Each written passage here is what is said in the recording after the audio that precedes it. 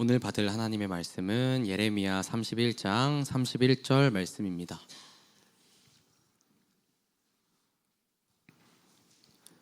예레미야 31장 31절 말씀, 아직 찾지 못하신 분들은 앞에 PPT 보고 함께 한 목소리로 합독하겠습니다. 여호와의 말씀이니라. 보라, 날이 이르리니 내가 이스라엘 집과 유다 집에 새 언약을 맺으리라. 아멘. 목사님 말씀 전해주시겠습니다.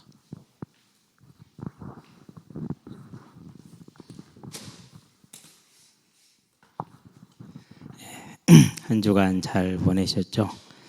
더워서 많이 힘들었죠? 특히 이제 일하느라고 많이 어려웠을 겁니다. 그래서 이 시간 우리도 집중해서 하나님이 나에게 예비하신 것이 무엇인가를 찾는 그런 시간 되기를 바랍니다. 새 언약입니다.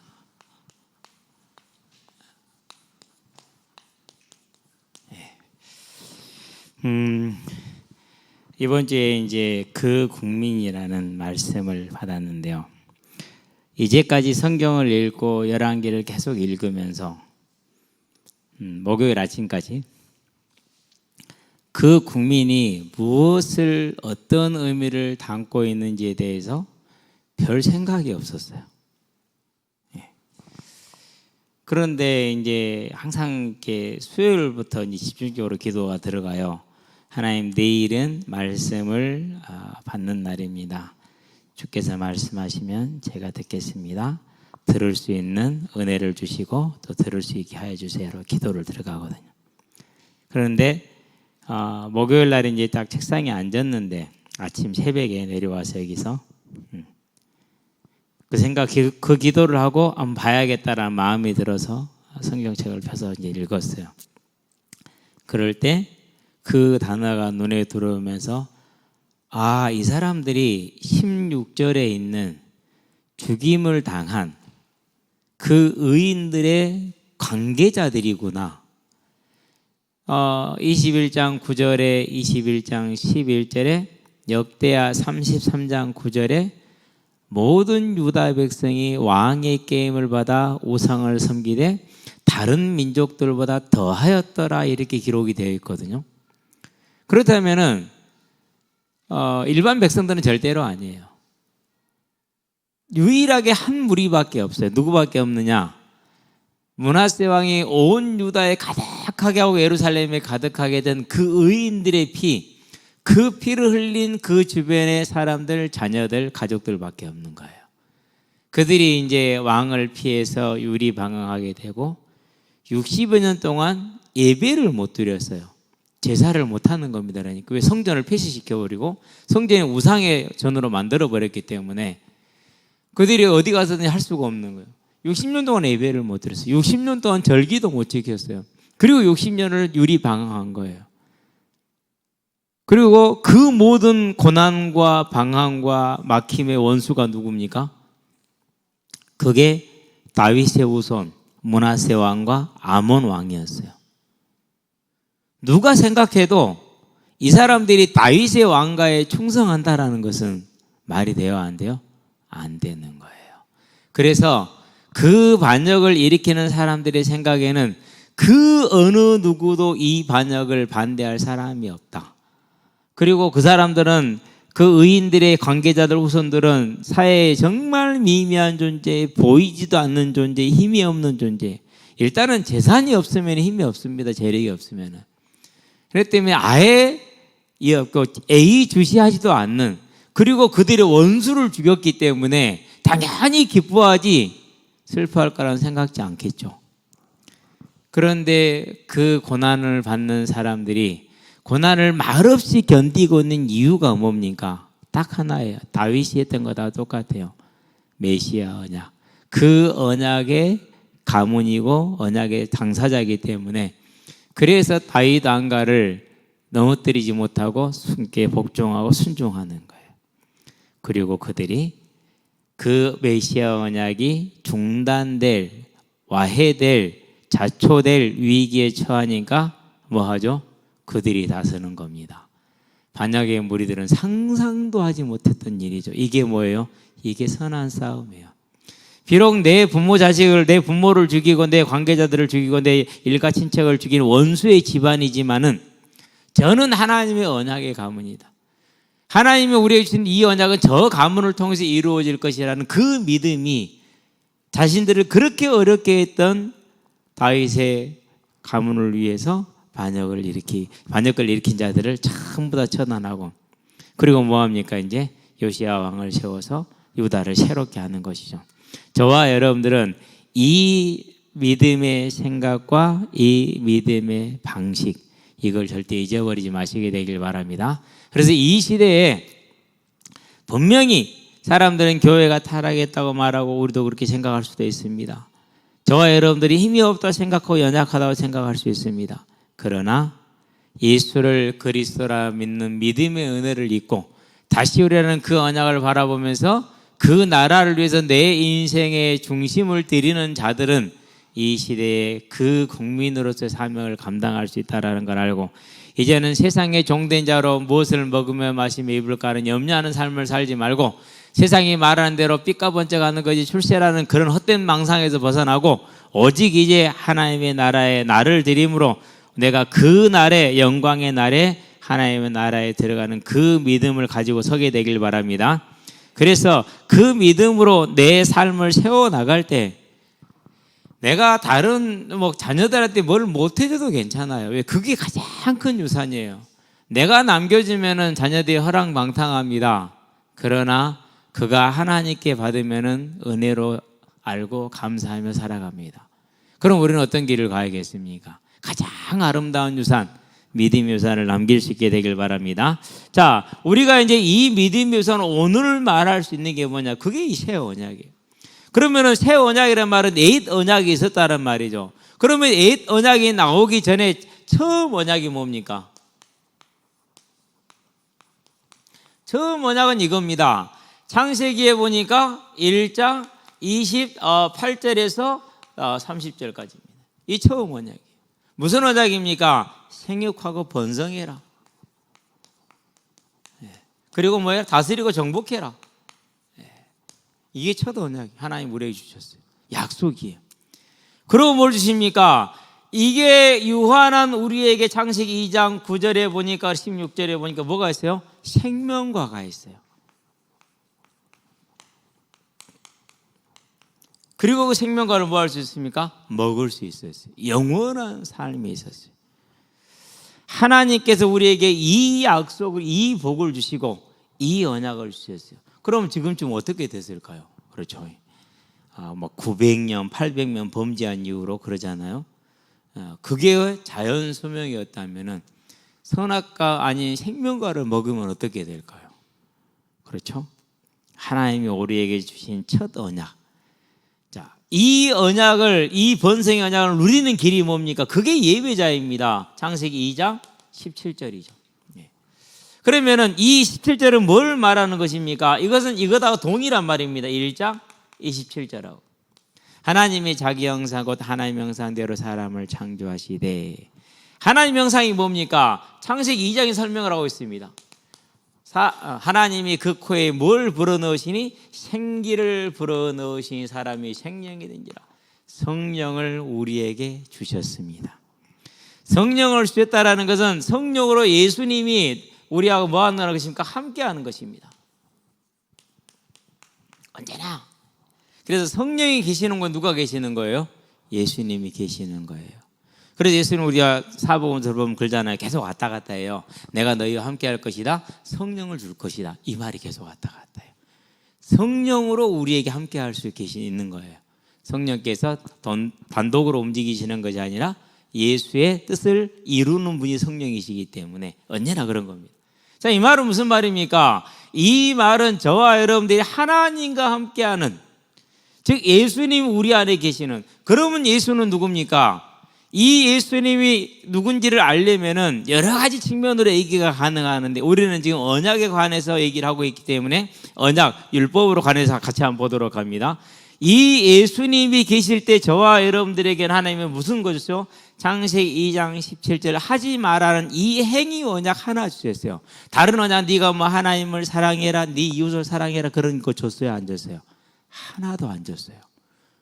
말했어요, 안 했어요? 그런 얘기도 안 했어요. 왜 얘기를 안 했을까요? 왜 얘기 안 해요? 할 필요가 없기 때문에 안 하는 거예요. 이거 하나 하면 되기 때문에 그러는 거예요. 그래서 사람은 하나님형 상대로 지음받은 사람은 예수님이 우리와 함께 하시기 때문에 우리는 하나님과 함께하는 삶을 살아요. 그 말은 무슨 말입니까? 저와 여러분은 하나님의 뭘 지킬 수 있어요? 법을 지킬 수가 있는 거예요. 예수님으로 말미암아서 하나님의 모든 법을 다 지킬 수가 있었어요. 이걸 다르게 표현하면 이제 율법이다 이렇게 표현합니다. 자, 율법을 왜 주었다고 그러죠? 범죄함으로 뭘 주었다고 그래요? 율법을 주었다고 그럽니다. 자, 그 말은 이제 이해를 해야 되겠죠? 어떻게 이제 이해를 할까요? 우리가 주님과 함께 했었는데 이 창세기 3장 2장 17절에 선악을 알게 한 나멜매를 먹지 말라 먹는 날에는 반드시 죽으리라는 이 하나님의 언약의 말씀, 약속의 말씀은 분명한 선포였는데 아담이 이 말씀을 뭐합니까? 거역합니다. 그래서 죄를 범합니다. 그것이 창세기 3장 1절로 6절이죠. 우리가 잘 아는 부분이죠. 그렇죠. 여기는 뭐가 들어있습니까? 내 탐심과 내 교만이 들어갑니다. 한마디로 표현하면 불경외입니다. 그래서요, 여기는 우리 젊은 청년들은 언제나 기준을 세워야 돼요. 내가 함께 살아가야 될, 가정을 꾸리게 될 배우자를 볼 때 가장 첫 번째 기준이 뭐냐? 저 사람의 심령 가운데 하나님을 경외함이 있는가, 이걸 봐야 돼요. 이게 최고의 첫 번째 조건이에요. 두 번째는 뭘 보면 되느냐? 그 경외함이 삶으로 나타나고 있는가를 봐야 돼요. 그러면 나머지는 안 봐도 돼요. 아무것도 안 봐도 돼요. 이번에 교단 가입을 하려고 보니까는요, 주민등록 등본도 내라고 그러죠. 혼인 관계증명서 그것도 내라고 그러죠. 이혼시는 이혼 사유까지 내래. 그냥 내가 그런 걸 보면서 뭘 느꼈느냐면은, 하나님이 목회자에게 요구하는 가장 기본이 뭐다? 그 삶이 온전한 삶을 사는가 안 사는가를 보는 것 같아요. 그래서 불편하긴 한데요, 안 뗐어요. 아직 못 뗐어요. 오늘 봤어요, 그게 있다라는 사실을. 두 번째, 우리 동기가요, 이제 샘플로 올려놨는데 뭐 교회 사진도 있고 우리 막 수련회 사진도 있고, 나중에 요건을 봤더니는 예배의 광경 그런 것도, 교회 전경 그런 것도 찍어서 이제 같이 첨부하러 그랬더라고요. 나 오늘사 보고 알았어. 오면 이것도 찍어야 되는가 하면, 칼라 프린터 있는 사람? 예, 칼라 프린터 좀 해주세요. 사진 몇 장 보내줄 테니까. 근데 제일 웃겼던 게 혼인관계 증명서, 그럼 밑에다 가로 열고 이혼시, 이혼 사유, 그런 그것을 첨부를 하래요. 무슨 말입니까? 하나님을 경외하는지, 그 삶이 경외하는 게 삶에 나타나고 있는지 안 나타나고 있는지를 뭐 하겠다라는 거예요? 보겠다라는 거예요. 그래서요, 중요한 거였구나, 상당히 중요하게 여기고 있구나, 새로 배웠어요. 그런 것을. 그게 절대 무시 못하는 거예요. 그래서 우리 청년들 꼭 기억하세요. 자매를 보든 형제를 보든지 간에 그가 하나님을 경외하는지, 그 경외함이 삶에 나타나는지를 보세요. 나머지는요, 뭐 공부를 좀 못했다, 다른 거 잘해요. 아무 걱정하지 마세요. 공부를 안 한다, 다른 거 잘해요. 하나님은 공평한 하나님이에요. 송명희 시인이 그러시잖아요. 공평하신 하나님이라고. 제가 그 사실을 20살 때 알았어요. 불신자 때도. 대학이 나오고 안 나오고 공부를 잘하고 아무 소용이 없다. 그 사람이 중요한 것. 그렇죠. 그렇다니까요. 다른 거, 재산이 있다 없다, 그것도 필요 없어. 뭐만 있으면 돼요? 하나님을 경외한가, 그 경외하는 삶이 있으면 돼요. 하나님이 원래 그렇게 만드셨어. 예수님이 함께하면 원래 그렇게 살아. 그런데 하나님을 잃어버린가, 불경외가 오는 거. 그러면 당연히 뭐가 옵니까? 그래 불경건이 오잖아요. 그게 뭐예요? 창세기 4장, 창세기 6장. 사장이 살인합니다. 형제를 죽이죠. 창세기 6장 타락합니다. 어떻게 타락합니까? 성적인 타락, 가정이 무너집니다. 이런 게 오잖아요. 그렇죠? 예. 그래서 처음 언약이 무너지고 나니까 그 다음에 뭡니까? 이제 하나님께서 회복의 언약을 주십니다. 그게 창세기 3장 15절입니다. 다른 말로 표현하면은 속죄 언약입니다. 다른 말로 더 정확하게 표현하면 대속의 언약입니다. 우리가 못하니까 대신 죄를 속해 주겠다라는 겁니다. 얼마나 감사합니까? 여러분, 누가 100만 원 빚만 갚아줘도 고마워요, 안 고마워요? 얼마나 고마워요. 그러는데 돈으로 살 수 없고 눈물로도 그 무엇으로도 살 수 없는 죄의 값을 대신해 주겠답니다. 그게 하나님의 무슨 언약이요? 회복 언약입니다. 여기서 저와 여러분들은 뭐가 있어야 됩니까? 감사가 있어야 돼요. 감사가. 이제는 다른 것이 아니라 여기에서 우리의 감사가 나오게 되기를 바랍니다. 자, 이 언약을 이루려면 어떻게 됩니까? 하나님이 사람이어야 됩니다. 성육신입니다. 네.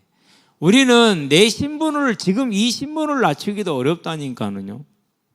그렇죠. 그런데 창조주가 피조주가 되어주겠대요. 그럼 도대체 어떤 사랑이기에 창조주가 피조물로 올 수 있냐고요. 저와 여러분은요 못할 거. 저는 못해요. 여러분 어쩔지 모르겠어요. 저는 확실히 못해요. 그냥 성육신만 하면 끝나는 게 아닙니다. 뭐 해야 됩니까? 죽임을 당해야 됩니다. 그러면 사람이 자연스럽게 죽는 것도 힘든 일인데 자연사 하는 것도 죽임을 당해야 돼요. 누군가가 죽여야 돼요. 어떻게? 때려서 죽여야 돼요. 근데 때려 죽이는 건 일찍 죽어요. 매달아 죽여요. 가장 고통스럽게 죽는 방법이 뭐냐? 그게 매달아 죽이는 거예요. 그래서 신명기에 보니까 나무에 달린 자마다 뭐한 자라? 저주를 받은 자라 그랬어요. 그래서 예수님을 저주받은 자로 해야만이 다른 사람들이 예수님은 저주받은 자야, 메시아가 아니야 라고 생각하기 때문에 그들이 그냥 돌로 쳐 죽일 수 있는데 안 죽였어요. 순교자 안 만들려고.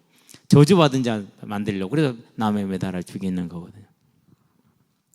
그 죽음에 이르는 고통을 당하게 만든 겁니다. 그러면 그 고통을 하나 인간으로서 견뎌야 됩니다. 견딜 수 있겠습니까? 저와 여러분은 그 누구도 못 견뎌요. 부부도 못하고요. 부모도 못해요. 아무도 할 수가 없어요. 오늘 우리 은결이가요. 제가 아침에 내려주면서 어저께 좀 더위를 먹어서 그런지 조퇴를 하고 왔어요. 오늘 또 제가 내려주면서 몸 회복이 좀 덜 됐을 것 같아서 은결아 힘들면 집으로 그냥 와. 아빠 데리러 갈게. 조퇴하고 와 그랬거든요. 아니나 다를까 점심시간에 전화가 때리링 가갖고 아빠 나 힘들어. 알았어. 밥 먹는 지니까 먹고 갈게. 그래가지고 오늘도 데리고 왔잖아요. 그럼 데려다 놓고 우리 언제 아빠 병원에 가야 될 것 같아. 약 먹고 있어야지. 약 먹고 안 먹고 어떻게 있으려니 제가 바빴어요. 그래서 그냥 데려다만 놨어요. 부모는 사람은 그래. 나 바쁘다고.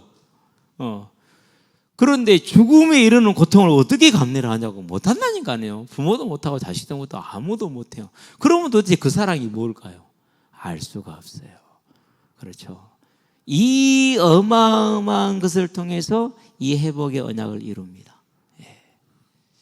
그리고 마침내 이제 그 생명이 떠나갑니다. 뭐라고 말씀하십니까?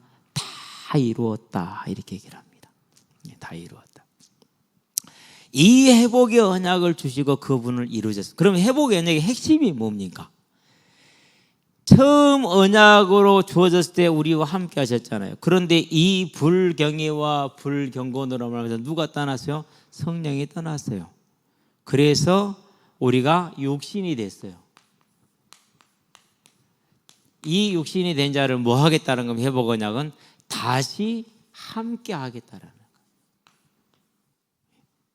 그래서 이사야서를 볼까요? 이 언약을 설명하는 거죠. 창세기 3장 15절을 7장 14절에 보라 여자가 잉태하여 여자입니다. 원어는 여자예요. 여자가 잉태했다는 게 중요해요. 여자는 잉태할 수 있어요, 없어요? 여자는 잉태를 못해요. 남자가 시켜주는 거지. 여자가 잉태해 아들을 낳으리니 그 이름을 임마누엘이라 하리라. 하나님이 떠나버린 자에게 하나님이 다시 함께 하겠다라는 거. 놀랍지 않습니까? 이게 회복이고 이게 생명이에요. 근데 아무도 안 놀래. 앞으로는 이제 저와 여러분들이 이것으로 인해서 놀라게 되기를 바랍니다. 아니, 죄로 인해서 하나님이 떠나버렸다니까요. 죄인은 함께하지 못하니까. 그래서 불경외와 불경건이 육신에 빠졌다니까요. 그러니까 그 삶은 어떤 삶입니까? 언제나 갈급하고 언제나 원망하고 언제나 싸움밖에 없습니다. 없어서 싸운지 압니까? 천천만만의 말씀. 있는 사람 더 싸워요. 내가 성질이 못해서 그런 줄 압니까? 그래서 그래요. 맞기는 해요. 그러는데 성질 안 좋은 사람도 싸울 수밖에 없어요. 다 그래요. 정치판을 보세요. 거기 가면 하나같이 다 똑같아지잖아요. 그 사람들이 못난 것 아니에요. 원래가 그래요. 뭐가 문제입니까? 하나님의 영이 나를 떠나버린 게 문제예요. 그래서 내가 내 삶에 이 하나님이 내 함께 하지 못하니까, 내가 하나님이 함께 하지 못하는 내 죄성이 나를 끌고 다니니까 그럴 수밖에 없는 거예요. 그런 나를 살리기 위해서 하나님이 이 고난을 당하시고 그리고 다시 뭐 해주겠다라는 거예요? 예수님이, 성령님이 우리 안에 함께 하시겠다는 언약이 그거예요. 자, 그 언약이 이루어집니다. 마태복음 1장입니다. 21절에서 23절입니다. 보라, 처녀가 잉태하여 그 아들을 낳으니 그 이름이 임마누엘이라 하리라. 이를 번역한 즉 누가? 하나님이 누구와 함께 하더라? 저희와 함께 하더라. 그 말은 무슨 말입니까? 다시 처음 언약의 원래의 하나의 명상을 뭐 해주겠다라는 거? 회복시켜 주겠다라는. 그 말은 다른 말로 표현하면 성령이 우리 안에 뭐 하겠다는 겁니까? 우리와 함께 하겠다는 건 내주를 말하는 겁니다. 이 언약이 딱 주어졌어요. 이 언약이 집중적으로 주어지는 게 그게 뭡니까? 유다가 멸망하던 그 시기, 멸망하던 시기와 멸망한 이후에 쓴 선지자들, 우리가 대선지자, 소선지자로서 이사야서, 에스겔, 다니엘 이렇게 나오잖아요. 그 선지자들이 말한 메시아 언약이에요. 그래서 메시아 언약이 이때부터 본격화돼요. 에스겔서에서 가장 많이 말하고요, 이사야서에서도 많이 말하고요, 에레미야서도 많이 말하고, 다니엘서에서 많이 말하고. 그러니까 그때부터 본격적으로 메시아를 말하는. 그래서 이것을 뭐라고 그러냐? 선지자들이 가르친, 선지자들을 통해서 가르치신 메시아 이거예요. 이제. 이 메시아가 오셨어요. 마태복음 1장 1절로 16절에. 그리고 십자가에 정말로 죽으셨어요. 언약대로 사흘 만에 다시 살아나셨어요. 그래서 그 메시아를 증거합니다. 어떻게 증거합니까? 사도행전에 보니까 2장 32절 33절에 뭐라고 말하죠? 다시 살리셨다, 이렇게 얘기를 합니다. 그러면서 36절, 그가 그리스도인데 그냥 그리스도가 아니에요. 그가 그 그리스도, 이렇게 얘기를 합니다. 왜 이 그가 들어갑니까? 요것 때문에. 약속했던 그 그리스도라는 거예요. 저도 정확하게는 몰랐던 사실인데요, 이번에 알았는데요, 좀 뛰어난 업적을 이루거나 안 그러면 현세의 왕으로 있는 사람들이거나 영향 있는 사람을 메시아라고 이렇게 걸어줬더라고요. 그래서 헤롯 왕도 기름 받았으니까, 기름 부음 받았으니까 메시아예요. 제사장도 기름 부음 받았으니까 그도 메시아라고 부를 수 있어요. 그리고 유다를 로마에서 해방시켰던 마카비가 있어요. 그도 메시아라고 부를 수 있어요. 근데 그런 메시아가 아니라 어떤 메시아요? 그 메시아. 그러면 그는 누굽니까? 선지자들 통해서 말했던 자. 그러면 선지자들이 말한 자가 누굽니까? 그게 회복 언약의 그 여자의 후손, 그 그리스도. 자, 그러면은 이 그리스도가 우리의 죄를 대속했습니다. 대속함으로 사망에서 생명으로 옮길 수 있습니다. 부활이라고 그럽니다. 그래서 그 증거로 부활했습니다. 이 부활은 그가 메시아라는 증거이고, 그를 믿는 자들에게 이와 같은 부활이 있다는 걸 증거하는 의미를 가지고 있습니다. 자, 그러면은 이 그리스도를 믿을 때 어떤 일이 벌어집니까? 믿을 때, 이 그리스도를 믿을 때 사도행전 2장을 볼까요? 38절이죠. 너희가 각각 회개하여 그리스도를 믿으라. 그리하면 죄 사함을 얻고 뭘 얻으리라? 성령을로 하는 게 훨씬 맞을 것 같아요. 성령을 뭘로 받으리라? 선물로 받으리라. 뭐가 회복되는 겁니까? 처음 언약의 하나님의 형상, 곧 성령이 생기를 통해서 우리 안에 들어와서 함께하신 이 성령을 다시 뭐 하는 것입니까? 다시 회복시켜 주는 겁니다. 자, 이걸 회복했다는 말은 무슨 말입니까? 이걸 회복했다는 말은 이제 하나님과 뭐 할 수 있다는 것입니까? 함께 할 수 있다는 겁니다. 성령으로 예수님이 우리와 함께함으로 예수 안에 하나님이 계시기 때문에 그 하나님 안에 우리가 함께함으로 하나님과 우리가 함께가 되는 겁니다. 그러면 이제 뭐가 회복된 겁니까? 원래의 모습이 회복됐어요. 뭐가 회복된 거요? 법이 회복된 거예요. 법이라는 말은요, 물 숫자에다 가을 거자예요. 자연스럽게 가는 것을 법이라고 그래요. 원래의 창조 질서가 뭐예요? 하나님과 함께하는 삶을 사는 게 원래의 창조 질서예요. 그게 가장 자연스러운, 물 흐르는 것처럼 자연스러운 거예요. 그게 법이요. 곧 하나님의 법이 우리 안에 있는 겁니다. 자, 그래서 예레미야 31장을 갑시다. 31장에 보니까 31절부터 33절까지만 천천히 한번 봐보게요. 여호와의 말씀이니라. 보라, 날이 이르리니 내가 이스라엘 집과 유다 집에 새 언약을 맺으리라. 새 언약 32절. 이 언약은 내가 그들의 조상들의 손을 잡고 애굽 땅에서 인도하여 내던 날에 맺은 것과 같이 아니할 것은 내가 그들의 남편이 되어서도 그들이 내 언약을 깨뜨렸음이라. 여호와의 말씀이니라. 그러나 그날 후에 내가 이스라엘 집과 맺을 언약은 이러하니 곧 내가 나의 법을 그들의 속에 두며 그들의 마음에 기록하여 나는 그들의 하나님이 되고 그들은 내 백성이 될 것이라. 여호와의 말씀이니라. 하나님의 법을 뭐 하겠다랍니까? 그들의 속에 두겠답니다. 여러분, 자, 하나님의 법 내놔봐, 빨리 전부 다. 안 호주머니 있으세요? 아니잖아요. 근데 우리 속에 두겠대요. 그 말은 무슨 말입니까? 성경을 그냥 집어넣어 우리가 기록, 그것도 아니잖아요. 뭐로 함께 한다는 것입니까? 성령이 우리 안에 주심으로 예수님이 우리와 함께 한다는. 예수가 이게 누구죠, 그러니까? 예수가 하나님의 법. 이 법을 성문으로 표현해 준 걸 뭐라고 그래요? 율법이라고 그래요. 그러면 율법이 선한 거예요? 악한 거예요?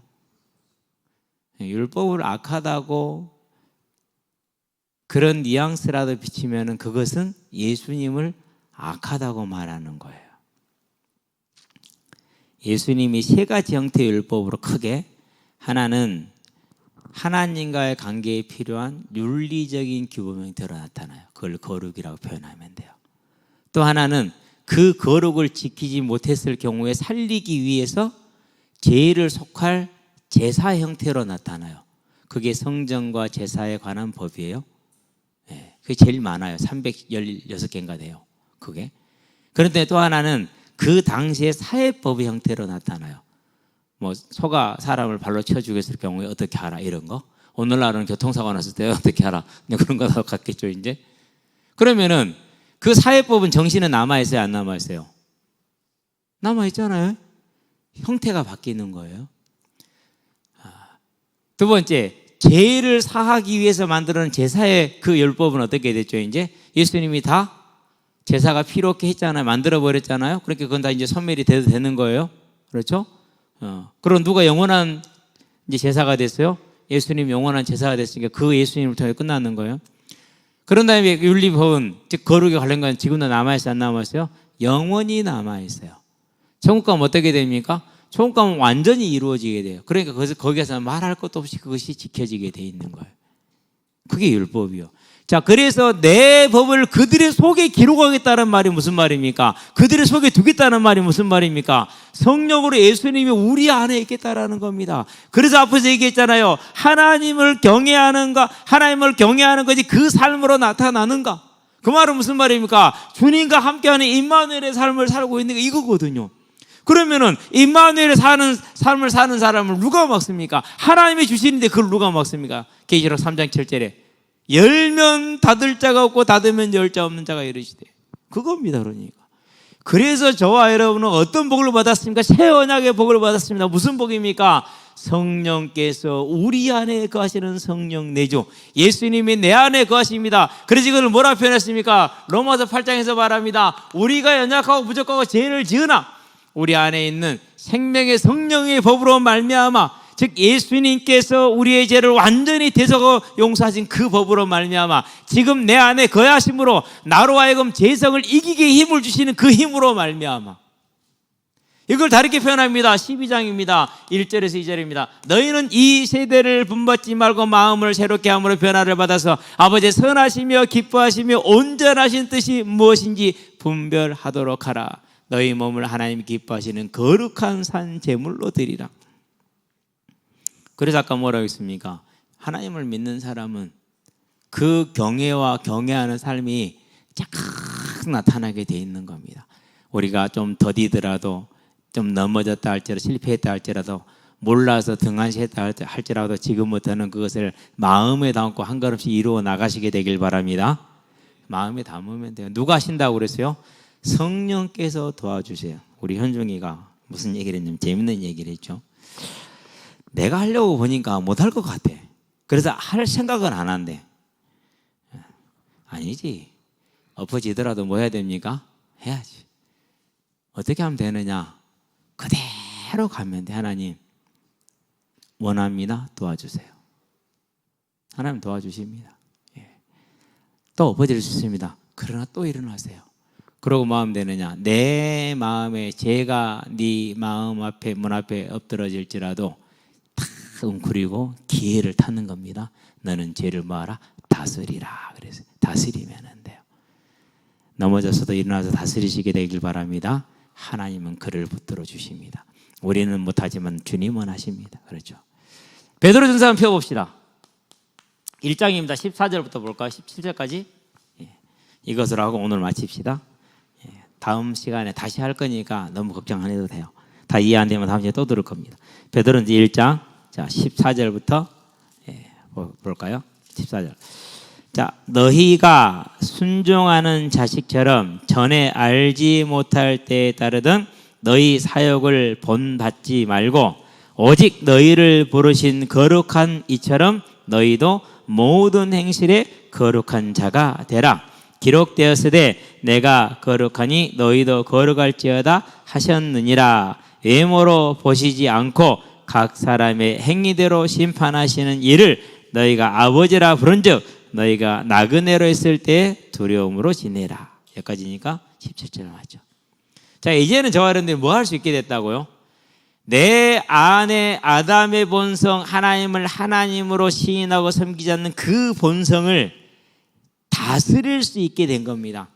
내가 원합니다. 성령이 도우십니다. 그래서 나와 성령이 하나가 돼서 내 안에는 다른 본성, 죄의 본성을 누르고 하나님의 자녀된 삶을 살아갈 수가 있는 겁니다.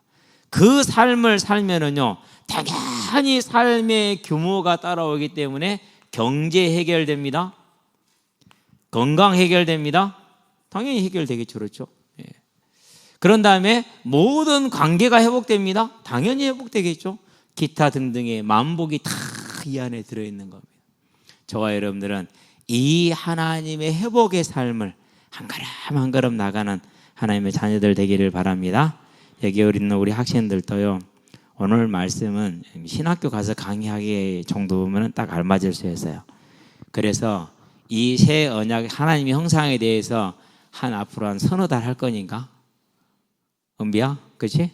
앞으로 서너 달 할 거니까 기왕에 계속 들을 건데 뭐 하자? 무슨 말 하는지 잘 들어보자. 아멘. 그러고요, 할 것 없잖아요. 심심하잖아요.